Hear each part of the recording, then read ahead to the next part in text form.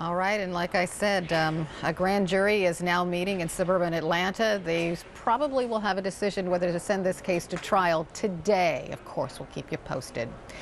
Nearly 1 month after unarmed teenager Michael Brown was shot and killed by a police officer, officials tell CNN Attorney General Eric Holder is expected to announce a new investigation into the Ferguson, Missouri Police Department as early as today. As you well know, Brown's death sparked national outrage and triggered clashes between protesters and local law enforcement. Let's bring in CNN Justice correspondent Pamela Brown. She's in Washington. We're also joined by defense attorney and former federal prosecutor Tanya Miller. Welcome to both of you. Thanks, Carol. Pamela, I want to start with you in the Justice Department investigation. Tell us more.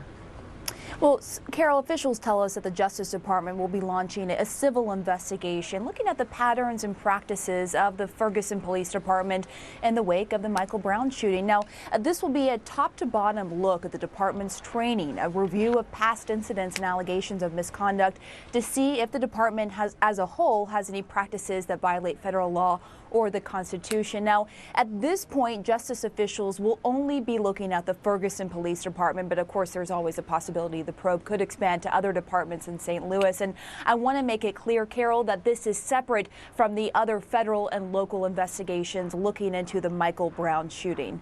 Carol? Is it unusual for the Justice Department to take this step? It's not unusual if you look at the history of the Justice Department and the civil investigations they've launched in other police departments. In fact, the department has launched 20 investigations into police departments just in the past 5 years, Carol. That's twice as many as the 5 years before that. So that gives you a sense that in some ways, this is expected. This is an expected step in the wake of what's going on in Ferguson. Interesting. So Tanya, there's another legal battle brewing, if you will, to release Brown's entire juvenile record. According to the St. Louis Dispatch, Brown's juvenile record shows he was never convicted of any serious felony, but it's unclear whether he ever faced charges for lesser offenses. Should those records be released? No, at least not right now, Carol. Look, when you're talking about getting at juvenile records that exist in family court and juvenile court, from offenses that range from truancy to littering to loitering, all the way up to and including other violent felonies, those are typically protected records for juveniles. They are not criminal cases in the traditional sense.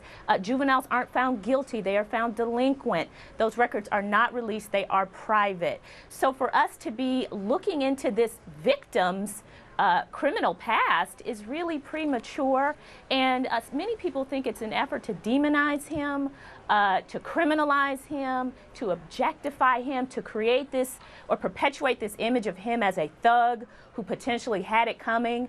And there's really no basis for doing that at this time. So I think that the court had it right by just sort of generally saying, look, he has no serious violent felonies, and anything else that you ask for, I think, is inappropriate.